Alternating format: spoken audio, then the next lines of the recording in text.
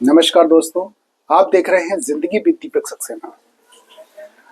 जीवन में जो कुछ चल रहा है, जो घटित हो रहा है, हम लगातार उससे परेशानी रहते हैं। हमको लगता है कि आने वाला समय बहुत ही अच्छा होगा, लेकिन वो आने वाला समय कभी आता ही नहीं है। हम भविष्य तलाशते हैं, लेकिन भविष्य कभी आता ही नहीं है। हमेशा हम वर्तमान में ही रहते हैं। मैं आपको रूबरू कराना चाहता हूँ बहुत ही ज्ञान के पुंज, हमारे आराध्य और हमारे मार्गदर्शक, जिनको मैं कहता हूं, पंडित जी अरुण सर को। जय जय श्री राम, जय श्री राम, जय श्री राम। सर, मैं ये जानना चाहता हूं कि जो हमको ऐसा लगता है कि हम लगातार तकलीफों में हैं, कि आगे आने वाले समय में हमारी तकलीफें कम होंगी, लेकिन ऐसा कभी होता नहीं है। जी, ये तो एक सांसारिक सी बात है। किसी कवि ने लिखा है, एक गरीब व्यक्ति ये कहता है कि भाई धनवान व्यक्ति हर प्रकार से सुखी है, उसके पास किसी भी प्रकार की कमी नहीं है, धनाढ्य से धनाढ्य है। तो कहते हैं ये रंक, माने गरीब आदमी कहता रंक काहे धनवान सुखी।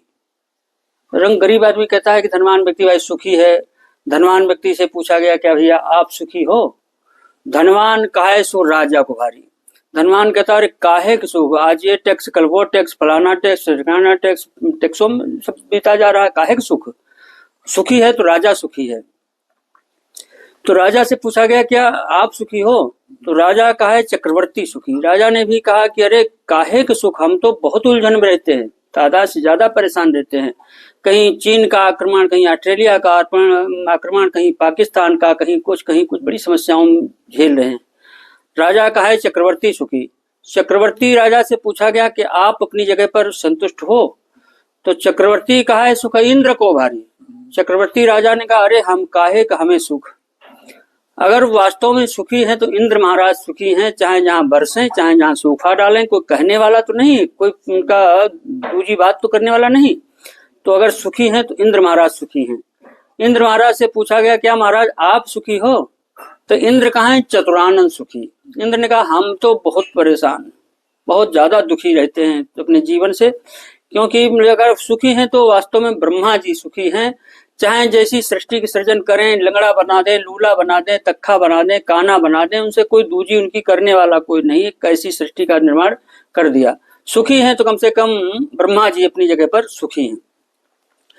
ब्रह्मा जी से पूछा गया कि आप सुखी हो? चतुरानन कहा है सुख विष्णु को भारी। विष्णु ब्रह्मा जी ने कहा भाई अगर सुखी हैं तो वास्तव में अगर सुख देखा जाए तो विष्णु भगवान को सुख है। शेषनाग की सैया पर लेटे हुए हैं। लक्ष्मी जी उनके, जिनके लिए आदमी त्रस्त रहता है, लक्ष्मी जी उनके चरण दबा रही हैं। अगर सुखी हैं तो विष्णु भगवान वास्तव में सुखी हैं और कोई सुखी नहीं है। तो विष्णु भगवान से पूछा गया क्या आप सुखी हो? तो विष्णु जी तो पुकार कहें, विष्णु जी तो पुकार कहें चिंता विष्णु को सबसे ही भारी। अरे हम तो सबसे एक चींटी से लेकर के हाथी तक के भोजन की व्यवस्था देखनी है। कोई ऐसा तो नहीं भूखा रह गया हो, कोई ऐसा तो नहीं भूखा रह गया हो। तो हम तो बहुत दुखी रहते हैं, सोना मुश्किल हमारे लिए।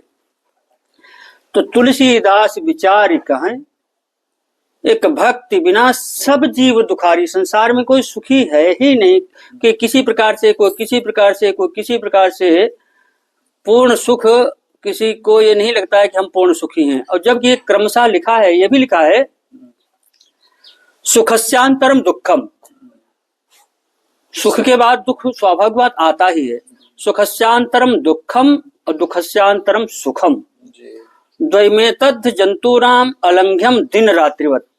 सुख के बाद दुख और दुख के बाद सुख इस प्रकार से आता है जैसे दिन के बाद रात्रि, रात्रि के बाद दिन।